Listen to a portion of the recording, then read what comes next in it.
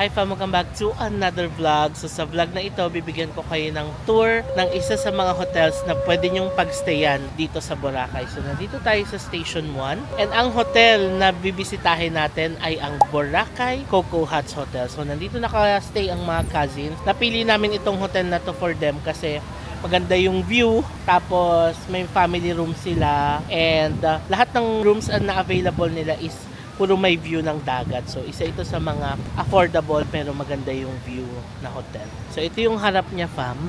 Makikita natin ang mga paraw. Ayan, ang dami. Tapos ang ganda na naman ng dagat. So yung hotel is katabi lang ng Zuzuni Boutique Hotel. Kapag stay na rin tayo dito, meron na rin tayo naging vlog about that hotel. And ang hotel na i-visit natin ngayon is ang Boracay Coco Huts. Ang landmark fam is itong Army Navy. So pag naglakad kayo dito sa may Station 1 banda, pag nakita niyo yung Army Navy, ito na yung Boracay Coco Huts Hotel. So tara, pasok tayo. Ayan ang buong fam, pati mga cousins. Let's go, akyat na tayo. Good morning Boracay. Ayan po mga bagong braid. Magkano ka? 250 pesos. Ayan, ang ganda. Sa'yo, Mers? 50. Yes. Ikaw, ano, siya lang. Ba't mura sa kanya? Kasi ganun. Highlights yung Highlights. Ay, taray. Okay, tara, akyat na tayo, fam. Ito siya. Ito yung entrance to the hotel. Boracay Coco Huts. Nagkakit tayo. So dito, kailangan magubad na ng slippers. Bawal ang any shoe slippers sa taas. Ayan, barefoot area. Aray, barefoot area na pala dito. So ito yung mga rooms nila, fam. Standard rooms. So doon tayo sa third floor, no? Ay, dito. Tara, let's go. Okay fam, nandito na tayo sa loob ng room. Ang original rooms na binook namin ay standard room kasi 4 lang naman ang mga cousins na nasa-stay dito. Pero na-upgrade kami into family room. So bibigyan ko kayo ng room tour fam ng kanilang family room. So nandito tayo sa unang room, yung pag-akyat pa lang and pagpasok ng door. Meron tayong isang queen size bed dito. Tapos meron tayong TV and meron tayong mini ref. Ayan.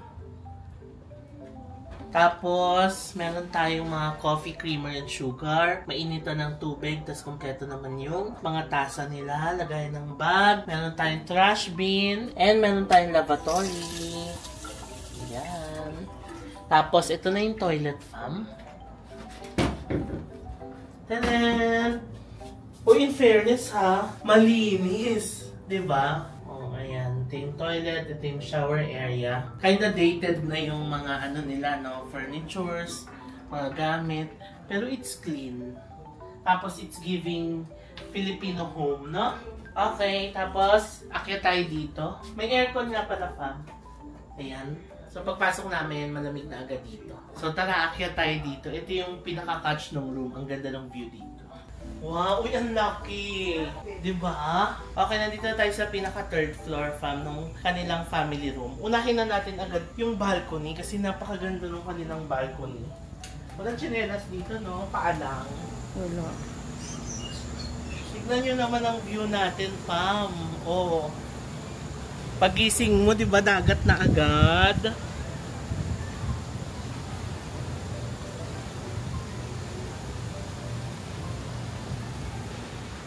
Tapos may table dito. Diba ang ganda, fam? Halika, pasok tayo sa room. So, meron tayong single bed dito. Sino po pwesto dito? Si Salam daw. Ay, ang taray! May pagising talaga niya, ano? Uy, ang laki! Ito pa. Kasi pa din to. Oo. May twin bed pa tayo, fam. Dito. Tapos may aircon. Tapos may isa pang kama dito.